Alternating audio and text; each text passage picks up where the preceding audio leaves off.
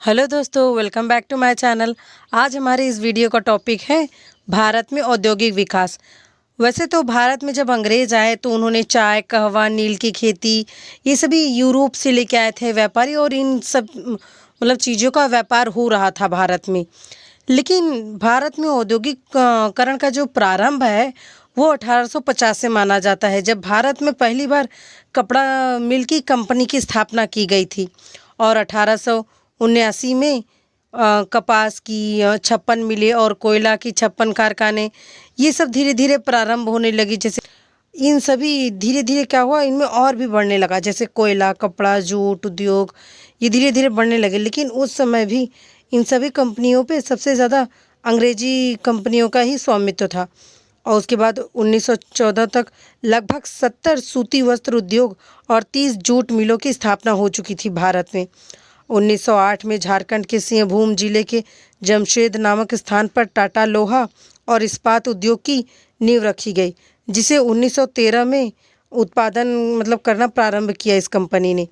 और प्रथम विश्व युद्ध की समय शत्रु राष्ट्रों से आय बंद हो जाने के कारण देश में सूती और ऊनी वस्त्र, लोह और इस्पात, जूट और चमड़े के अनेक उद्योगों की स्थापना की गई। 1949 से 1942 तक सरकार ने लौह इस्पात, कागज, माचिस, सूती कपड़ा, चीनी और लुगदी बनाने वाले कारखानों को संरक्षण प्रदान किया। 1949 में द्वितीय महाविश्व युद्ध के कारण उद्योग को प्रोत्साहन नहीं मिला भारत में।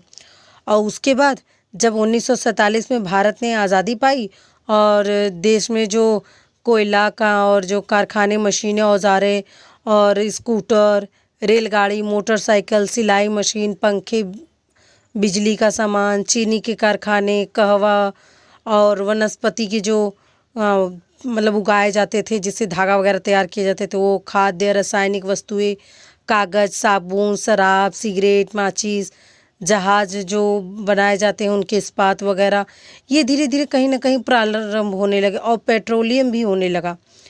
तो ये उद्योग खुले थे, इनमें 95% सभी कंपनियों पर भारत के लोगों का ही स्वामित्व था। इनमें अंग्रेजी कंपनियों का कोई हाथ नहीं होता था, ना किसी का स्वामित्व होता था।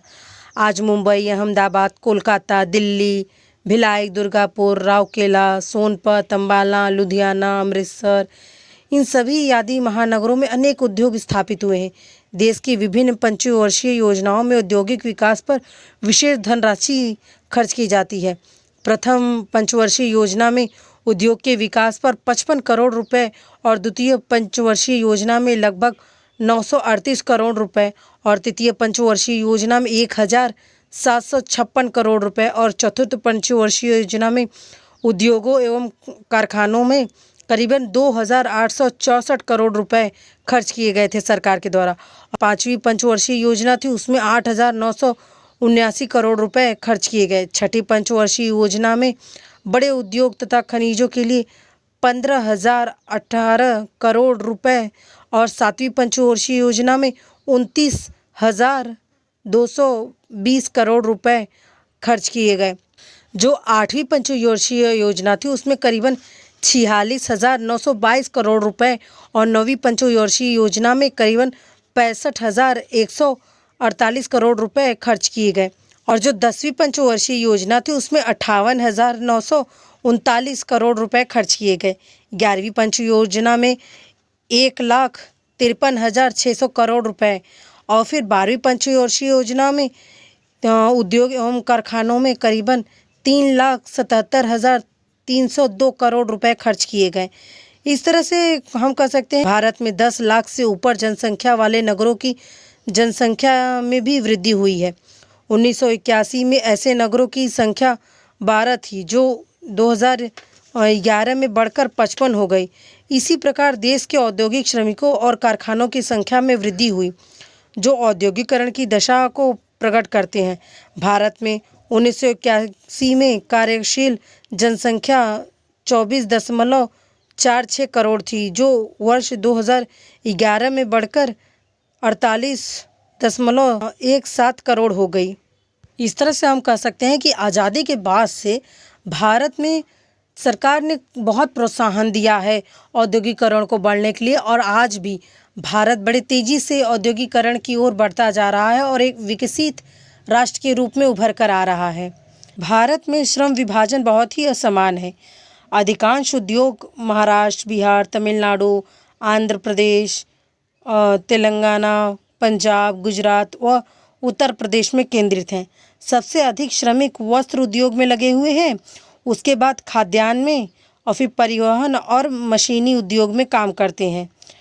अकेले रेल उद्योग में संगठित उद्योग के श्रमिकों का 1/3 भाग काम करता है भारत में। तो इस तरह से भारत में कहीं ना कहीं जो श्रमिक विभाजन है वो बहुत ही असामान्य दृष्टि से है।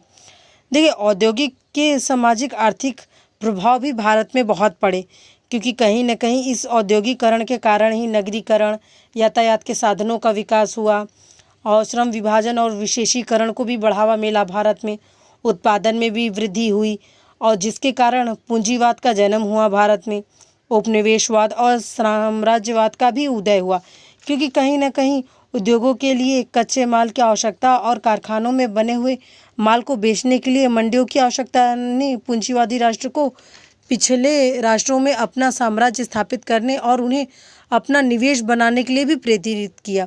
यही कारण है कि अमेरिका, इंग्लैंड, पुर्तगाल, फ्रांस, जर्मनी आदि ने अफ्रीका व एशिया के कई देशों में अपने उपनिवेश स्थापित किए हैं और वहाँ अपने साम्राज्य को प्रसारित किया है, मतलब बनाया है। तो इस तरह से कहीं ना कहीं ये जो औद्योगिक और सामाजिक आर्थिक प्रभाव है ये बढ़ा हुआ है। समाजवाद का उदय भी इसी के कारण हुआ। औद्योगिकरण ने पूंजीवाद को अनेक बुराइयों को जन्म दिया है। आर्थिक मंदी और संकट, गरीबी, अमीरी, ये कहीं ना कहीं जो अमीर और गरीब के बीच की जो खाई है ये कहीं ना कहीं समाजवाद के उदय का कारण बना।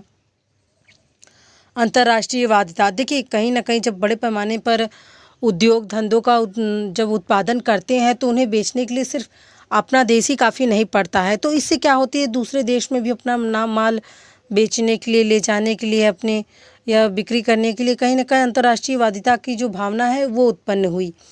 और मजदूर समस्या और मजदूर संगठनों का भी जन्म हुआ। इस देखिए, मजदूरों की समस्या ये थी कि जब वो घंटों काम करते हैं उनसे क्या होता है कि उन्हें शारीरिक, मानसिक कई बीमारियां होती हैं और इन सब के कारण कहीं ना कहीं वो संगठित होना प्रारंभ करते हैं, क्योंकि उन्हें चिकित्सा के लिए पैसे वगैरह चाहिए होता है। तो इस तरह से मजदूरों की जो समस्याएं हैं उनके कारण ही कहीं ना कहीं ये मजदूर संगठन का जन्म हुआ है।